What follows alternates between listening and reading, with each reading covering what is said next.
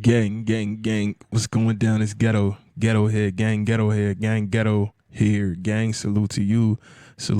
Hope all is well. It's been a little busy for the boy, but you know what? Most High is good, man. Most High is good. Hope everything has been well with you guys. Always thankful to the Most High for all the blessings he brings to you and your family, and always humbled and appreciative for all the blessings the Most High brings to me and my family, gang, to me and my tribe. Part 3 of 2, the teachers steady lying to the kids, part 3. And this one, guys, we're going to have to tackle something that's near and dear to my heart. We're going to get back to that Christopher Columbus stuff in a minute. But something is very near and dear to my heart, something that I feel we have to really deal with and bring home is this conversation about, quote unquote, black people, quote unquote, allegedly black people being the slaves and never the slave masters. So first we're going to have an overall conversation about black people being slave owners, and then we're going to start to piece these people apart one by one, starting with a Mr. William Ellison, who we could argue was the first person to ever actually own a slave here in America, and he's a brother. So without further delay, let's jump in. Let's go.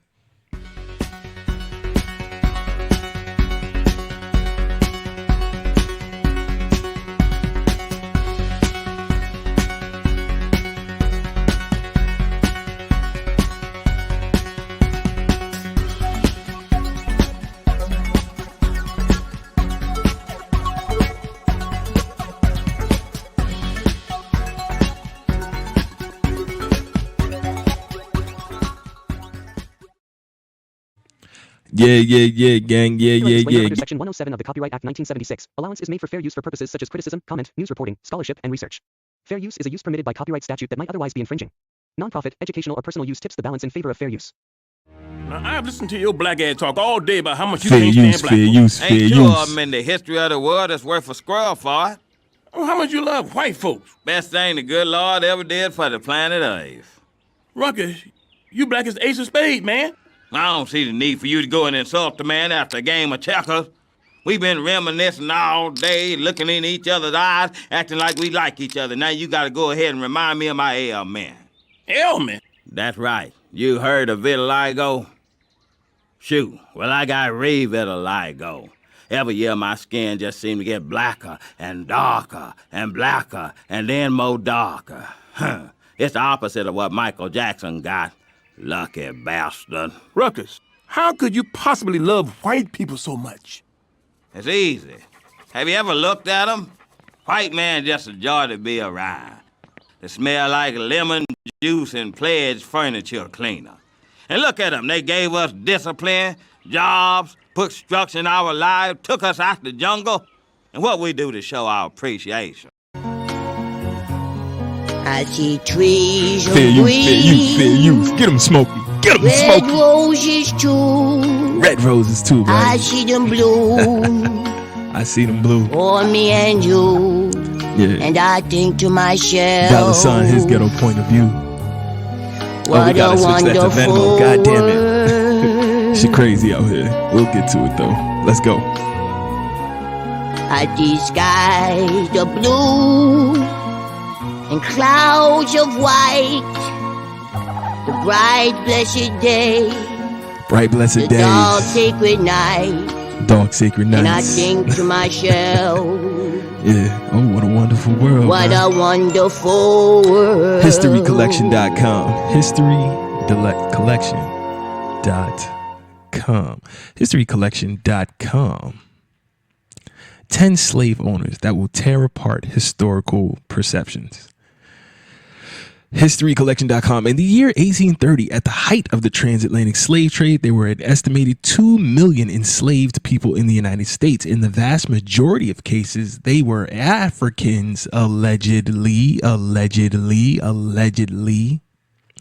or the enslaved descendants of Africans forced to work on plantations owned by wealthy so-called crayon-colored white individuals. But this wasn't always the case. The history books also show that some slaves were owned by people of color.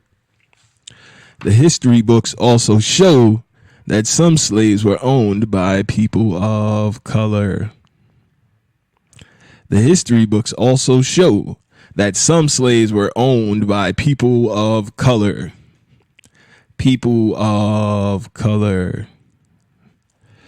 People of color. The free Negro owners of slaves in the United States in 1830.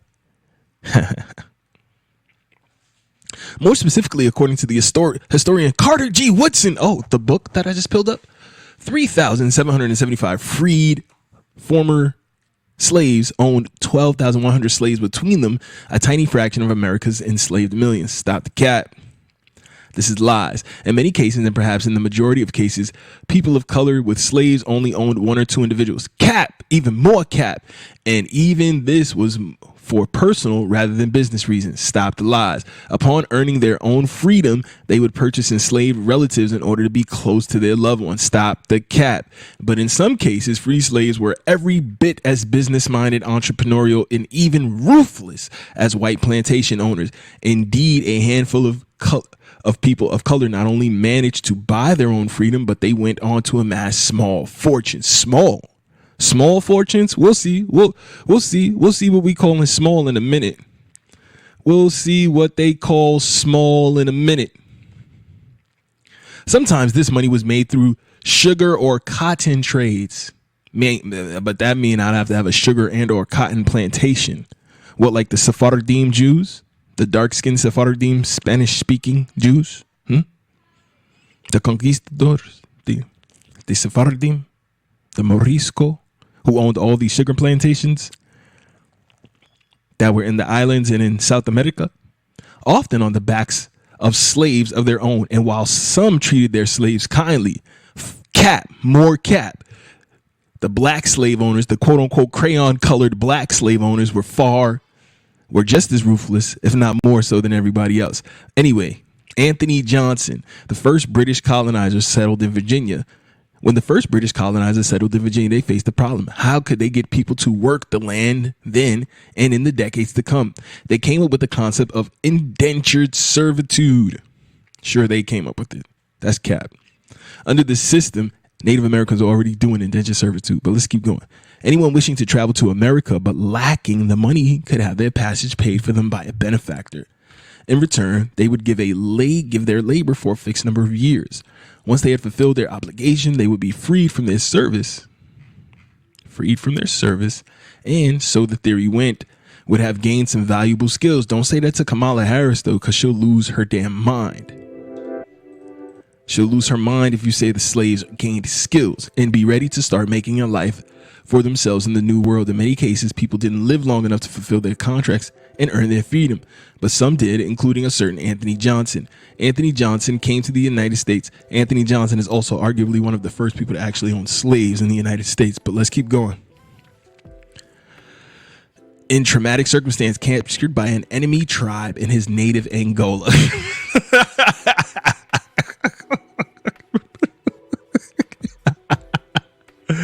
Anthony Johnson ain't for no goddamn Angola. Stop the cap. He was sold to an Arab slave trader and sent to Virginia aboard a ship called the James. He landed in 1621.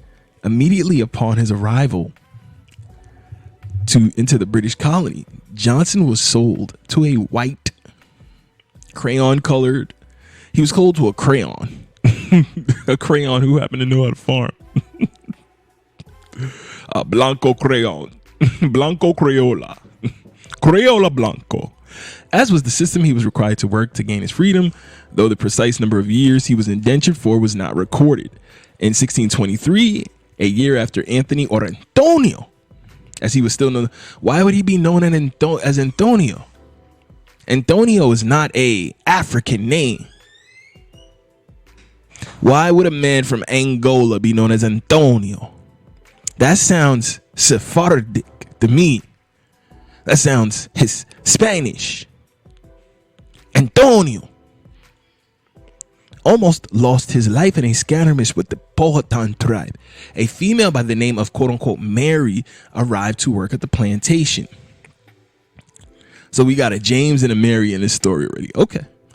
A female by the name of Mary arrived to work the plantation. She fell for Antonio and they married. So Antonio married Maria.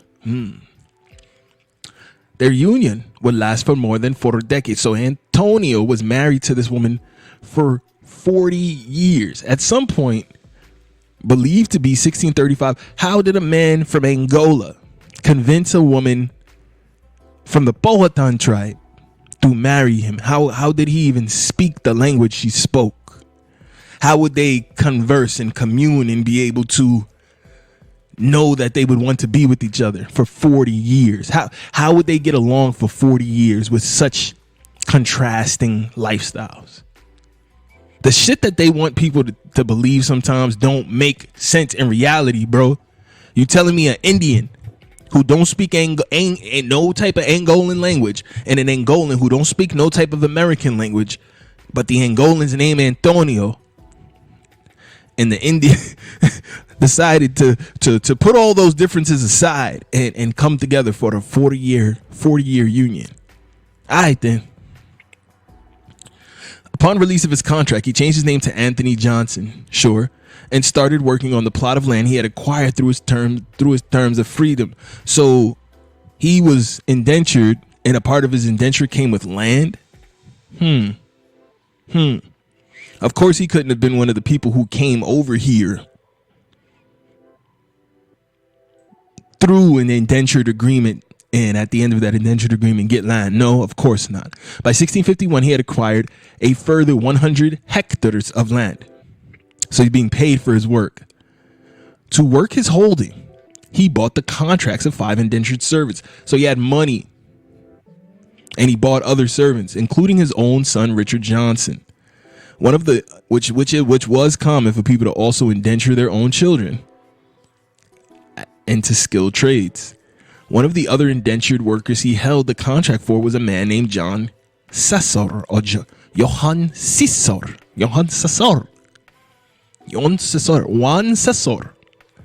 who would earn a place in the history books himself. By 1643, Cesar had earned his freedom under the traditional system.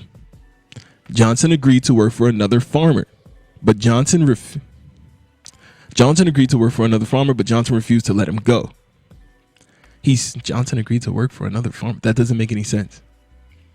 So Johnson agreed to let Caesar work for another farmer. Cesar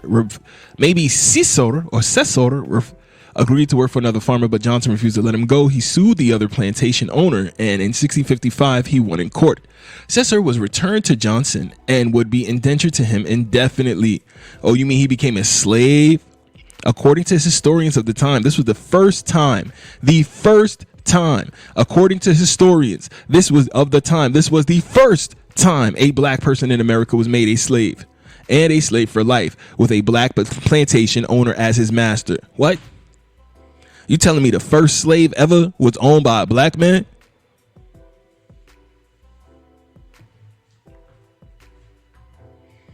Hold on, are you telling me the first slave ever was owned by a black man? This was the first time a black person in America was made a slave, and a slave for life, with a black plantation owner as his master. In 1661, Virginia had passed a law permitting any free man to own slaves, as well as indentured servants. Johnson himself died in 1670. By that point, he was living with his family on a 300-acre plot of land in Maryland. Villa at the water with the wonderful views. Only fat nigga in the sauna with jewels. Stop it, Fi. He was there with a bunch of fat brothers. Getting big fat cats, eating off the land. Mary outlived him for just 2 years. However, she did not gain possession of his farm. Neither did either of his 2 sons. Instead, the land was given to a white man. Sure, a white man. Stop it. with the judge presiding over the inheritance case ruling that the color of his skin meant Johnson was not technically a citizen of the colony. Source up. Show me the source. Show me the source. Show me the source. William Ellison, the antebellum era of American history, saw a number of people of color achieve marked success in business. Indeed, from the end of the 18th century right through the start of the Civil War in 1861, several former slaves became entrepreneurs, none more so than William Ellison Jr. Indeed, the beginning of the Civil War, he had grown to become one of the most successful businessmen in all of South Carolina, despite being a mulatto, which means he was half Indian and half European. Yeah. What do you mean he's black? Yeah, let's stop that. As well as owning a considerable amount of land, he also held dozens of slaves by the time of his death. Dozens, they mean like 1,000. He had almost 1,000 slaves, if not more. So how did a slave get to become such a prominent figure in Southern history? William Ellison Jr. was born April Ellison in 1790. He was born into slavery on a plantation close to Winnsboro, South Carolina. Though there was some confusion over his parentage, either Robert Ellison, the plantation owner, or his son William Ellison. So either he's the grandson or the son of the plantation owner. Okay. This status gave Ellison some relative privilege on the plantation. Stop it. Significantly, the Ellison men decided that the young April should learn a skill. At the age of 10, he became apprentice to the cotton gin maker. See, this is how they're trying to allege that he was a slave. No, he did an indenture to learn how to run a cotton gin. So when he became older and became a man of distinction, he'd have skills and be able to take care of himself, his family, and keep up those appearances as a man of the town, and his family as a family of prestige. 6 years later, he finished his apprenticeship and was armed with a skill that was much in demand across the Deep South. Don't tell that to Kamala. He immediately got to work. Since he was still technically a slave, stop it, albeit one who was hired out. Stop it. April's masters kept most of what the young man earned in a nearby workshop. April was, however, allowed to keep a small portion of his earnings, including wages for work done. So that means he's getting paid for his work? Well, that's the opposite of slavery. And he was ultimately able to buy his freedom from Ellison. The date was 8th of June, 1816, and April was just 26 years old. Perhaps a sign of gratitude, he changed his name to William Ellison Jr. Stop it. Stop it. Stop it. This man is this man's son. What are we doing here? And immediately bought his wife's freedom, and as soon as he was able, that of his children. In 1817, he moved to Sumter County, South Carolina, and set up shop as a cotton gin maker. Oh, the thing he learned during his indentured slavery servitude internship? Got you. The exact thing that Kamala said didn't happen? How could you say people learned skills? Because they did, Kamala. They fucking did. You're stupid. Very soon, he had purchased 4 slaves and help him with his growing business. By 1850, he had bought 150 hectares of land with 32 slaves to work it. Jesus Christ. A decade before the start of the Civil War, Ellison managed to acquire more land so that by 1860, he had 53 slaves. His children also had slaves of their own. So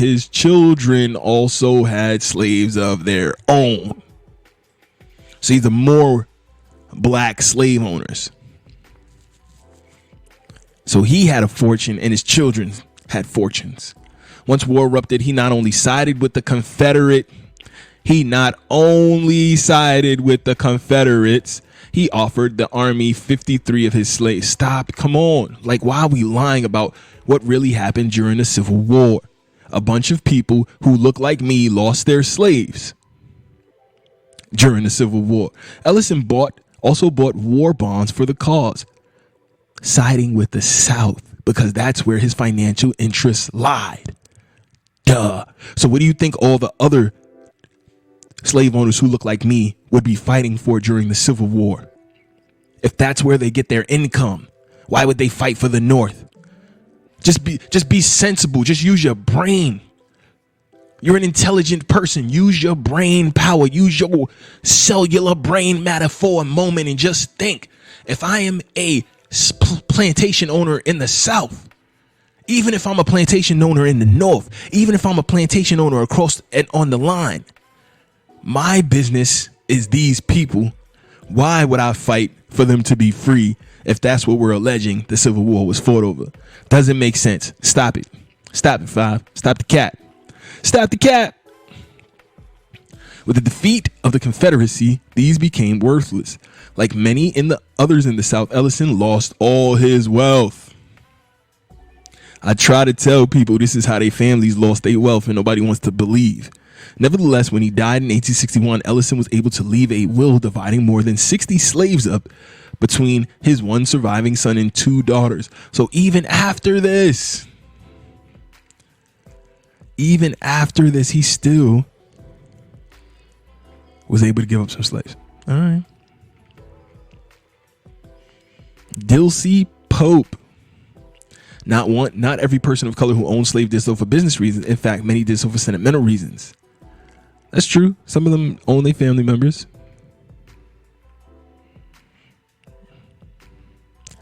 We gonna get back to Dilsey Pope. I want to jump real quick. Nathaniel Butler.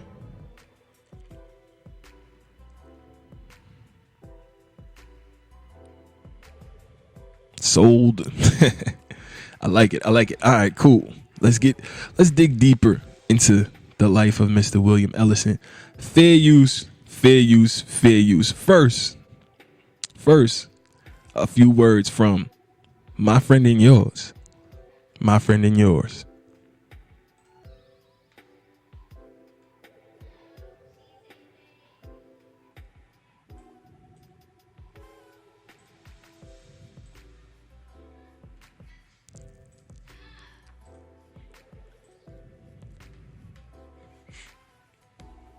The instrumental use of the history of slavery today also underlies the claim that slavery grew out of racism.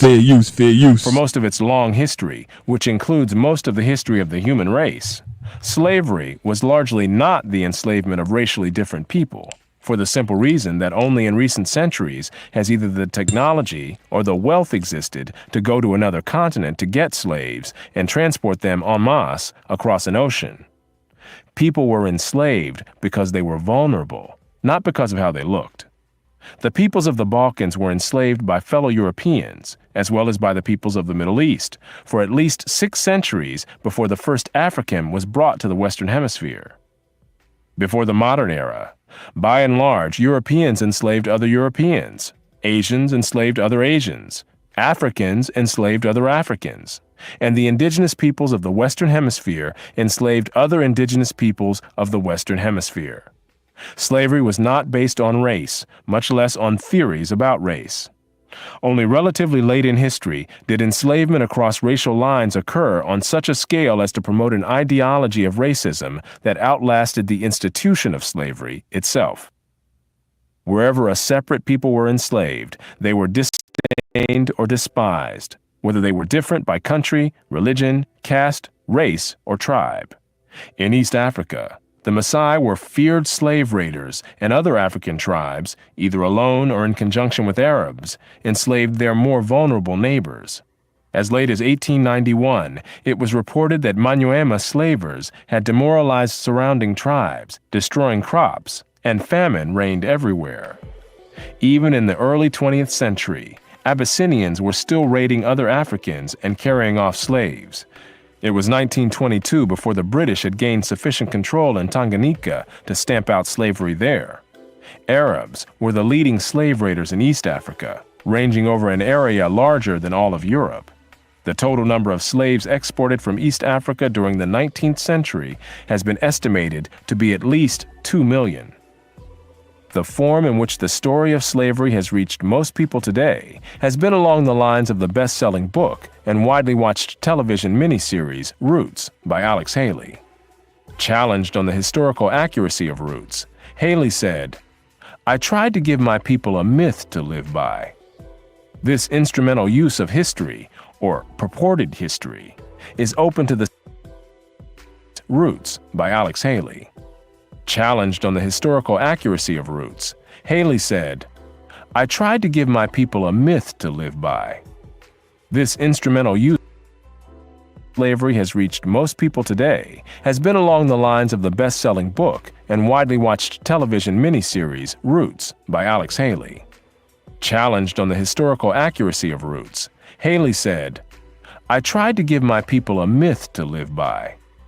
This instrumental use of history, or purported history, is open to the same objections as other instrumental myth-making.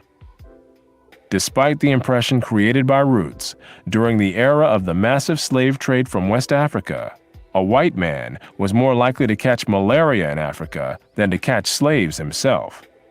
The average life expectancy of a white instrumental myth-making. Despite the impression created by Roots, during the era of the massive slave trade from West Africa, a white man was more likely to catch malaria in Africa than to catch slaves himself. The average life expectancy of a white man in making. Despite the impression created by Roots, during the era of the massive slave trade from West Africa, a white man was more likely to catch malaria in Africa than to catch slaves himself. The average life expectancy of a white man in the interior of sub-Saharan Africa at that time was less than 1 year. By and large, men from Europe or the Western Hemisphere was more likely to catch malaria in Africa than to catch slaves himself. Myth-making. Despite the impression created by Roots, during the era of the massive slave trade from West Africa, a white man was more likely to catch malaria in Africa than to catch slaves himself. My God. The average life expectancy of a white man in the interior of sub-Saharan Africa at that time was less than 1 year. By and large, men from Europe or the Western Hemisphere came to the coasts of Africa, bought their slaves, and left as soon as possible. Even so, the death rates among the white crews of the ships carrying slaves to the Western Hemisphere were as high as the death rates among the slaves themselves. It was only much later, after quinine and other medical measures enabled Europeans to survive where there were tropical diseases, was it possible for them to... Quinine, for those that don't know, is the medicine that came from the sap of the trees that were grown in America. And with that quinine, they were able to fight off the malaria, because before that, as he said, they couldn't even last for a year coming into tropical places in the Americas, coming into places in Africa. Like, the malaria would just kill them. To invade Africa in force and establish empires there. But by then, the Atlantic slave trade had already been ended. During the era of that... By then, the Atlantic slave trade was already over. By the time they got quinine and was able to sustain against malaria diseases, the slave trade was already over. So where did these slaves really come from then? If white people couldn't go there without dying of malaria, and then also dying in mass on the boats and the trips back and forth at the same rate, or if not higher, than the slaves themselves. Where were they getting all these slaves then, allegedly? Okay. To survive where there were tropical diseases, was it possible for them to invade Africa in force and establish empires there? Thomas Sowell cooking. The Atlantic slave trade had already been ended. During the era of that trade, Africa was largely ruled by Africans who established the conditions under which slave sales took place. Come on. The crew of a slave ship was in no... the era of that trade, Africa was largely... After quinine and other medical measures enabled Europeans to survive where there were tropical diseases, was it possible for them to invade Africa in force? Quinine was also brought up as a possible help during the jibbity jabbity scoobity snabbity. Let's go. And establish empires there. But by then, the Atlantic slave trade had already been ended. During the era of that... And you saying, no, Thomas Sowell, he's just a self-hating black. He's lying. So look it up for yourself. Look up when quinine was first introduced and when, quote-unquote, so-called crayon-colored white people were able to get that in mass. And when the slave trade ended. And if the slave trade ended before they were able to get quinine in mass, then there was no way they were able to go have war in these hot places like the Caribbean and stuff, because there's no way they would be able to survive the malaria. Like, we have to be somewhat scientific and somewhat intelligent in our behavior and how we think about things. Shout out to Thomas Sowell. We'll jump back into that Thomas Sowell. Fair use. Let's go. Keegan County Commissioner trying to honor a slave owner in the name of Black History Month. Yeah, the resolution was shot down by the board during last night's meeting. Fair use, fair use. It remains. Fox 17's Julie. A Muskegon County Commissioner trying to honor a slave owner in the name of Black History Month. Yeah, the resolution was shot down by the board during last night's meeting, but the hurt from it remains. Fox 17's Julie Dunmeyer joins us live in the newsroom with the details on all of this. Julie. Josh, Melinda Pago represents the northernmost area of Muskegon County, the area of Holton Township more specifically. Tuesday, she tried to get the county commission to honor a man who owned slaves. When I originally read this, it's Black History, right? Why not? Why not honor the man? William Ellison. It's Black History, ain't it? He black, ain't he? Slave owners in the antebellum South, according to one of the richest slave owners in the antebellum South. He black, ain't he? He didn't own the first black slave ever, so why not honor that man for his great achievement of starting slavery? Let's go. When I originally area of Muskegon County, the area of Holton Township more specifically. Tuesday, she tried to get the county commission to honor a man who owned slaves.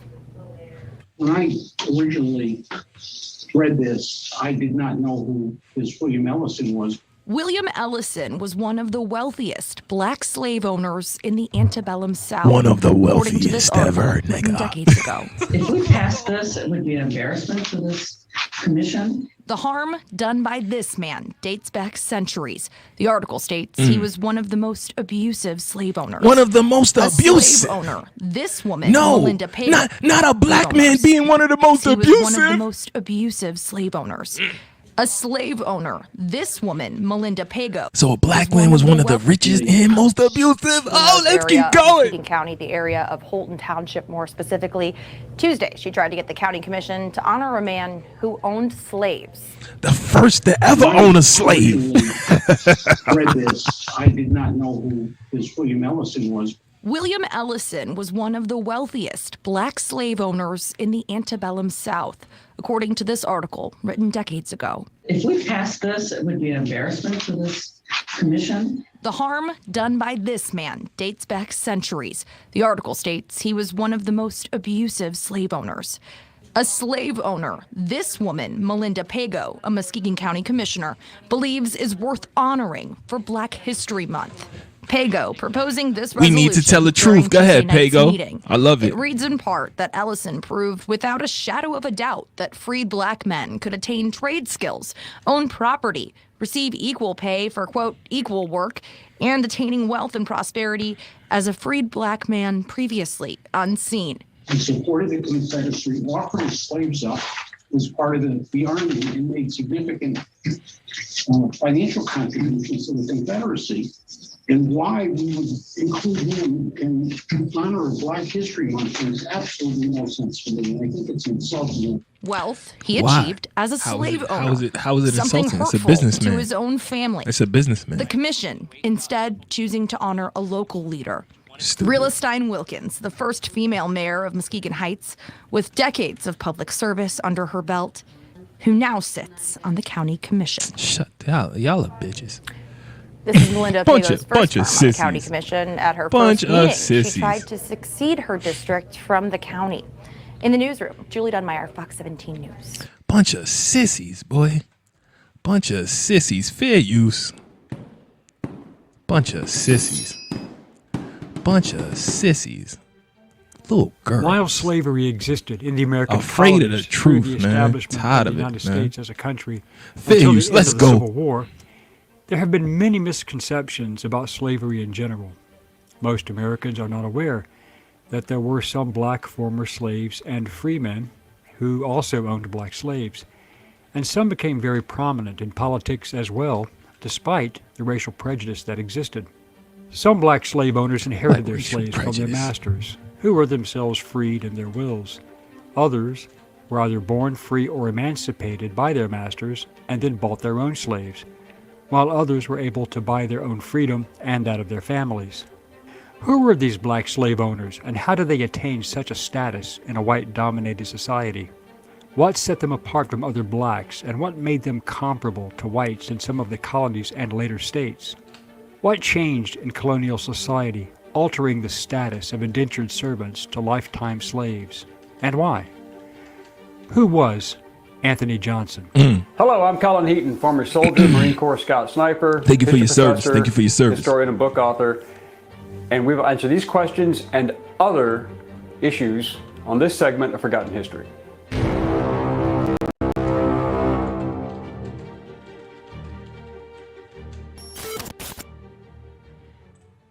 The vast majority of African Americans in the United States were enslaved, in all of the states, not just the South. Our first person of note is Anthony Johnson, who was born in Angola and captured by Portuguese slave traders. Prove it. And he was given the name Antonio. Then his captors sold him Saint into the Amistad, Atlantic slave nigga. trade. Prove it. He sailed to Virginia in 1621 aboard the ship James. The Virginia muster, or census, of 1624 lists his name as Antonio, not given, and he was recorded as a Negro in the notes column and indentured. Antonio, later Anthony, was bought by a colonist in Virginia, but treated as an indentured servant, which was not unusual, and Antonio worked for a merchant at the Virginia Company, and he became a Catholic. Johnson was Not a sold merchant as an at the indentured Virginia servant to a Company. white planter named Bennett. He became to a work on his converso? Virginia tobacco farm. He became a Technically, converso was and he not a worked at the slave Virginia because Company? the slave What? laws were not He passed worked for until somebody who worked at the 1661 Virginia in Company. Virginia. Oh, no. So prior to that date, Africans were not officially considered to be slaves in that colony. According to the records kept by his benefactor and the existing documents. Repeat yourself, sir. History professor, historian and book author. Yeah. And we will answer these questions Repeat and yourself. other issues on this segment of Forgotten History. Repeat yourself, sir, because I don't think they heard you. The vast majority of African Americans in the United States were enslaved, in all of the states, not just the South. Our first person of note is Anthony Stop the cap. Johnson, who was born in Angola and captured by Portuguese slave traders, and he was given the name Antonio. Then his captors sold him into the Atlantic slave trade. He sailed to Virginia in 1621 aboard the ship James. The Virginia muster, or census, of 1624 lists his name as Antonio, not given, and he was recorded as a Negro in the notes column and indentured. Antonio, later Anthony, was bought by a colonist in Virginia, but treated as an indentured servant, which was not unusual, and Antonio worked for a merchant at the Virginia Company, and he became a Catholic. Johnson was sold as an indentured servant to a white planter named Bennett to work on his Virginia tobacco farm. Technically, he was not a slave because Technically, the slave he laws was not were a slave. passed until 1661 in Virginia. Oh, so prior to so that he date, wasn't. So how could he be a former slave if he wasn't a slave when he was sold into slavery? You dudes gotta stop lying. We go and leave it right there for today, gang, because we just getting into this. We gonna have some fun. Y'all gonna be mad, but it's gonna be all right. Y'all gotta stop lying to the kids, man. Stop lying to the kids. Don't understand is that if it's so offensive to them, then why do they say it over and over again? So Riley said the N-word before you did that morning. He says it every morning. He calls me nigga. He calls the other kids nigga. He calls himself nigga all the time. Nigga this, nigga that. Nigga please. Bitch nigga. Nigga, have you lost your mind? Nigga, check that hoe. Nigga, you bullshitting. Break yourself, nigga. He says it so much I don't even notice it anymore. Last week in lunch, Riley says to a classmate, "Can a nigga borrow a French fry?" And my first thought wasn't, oh my God, he said the word, the N-word. It was, now how is a nigga gonna borrow a fry? Nigga, is you gonna give it back? Is a nigga? I'm telling you, Is you gonna my give it back, inside voice nigga? didn't talk like that Is you before gonna he give it got back, in my nigga? class. Guys, we gonna leave it right there. Salute to y'all. Thank y'all for stopping by.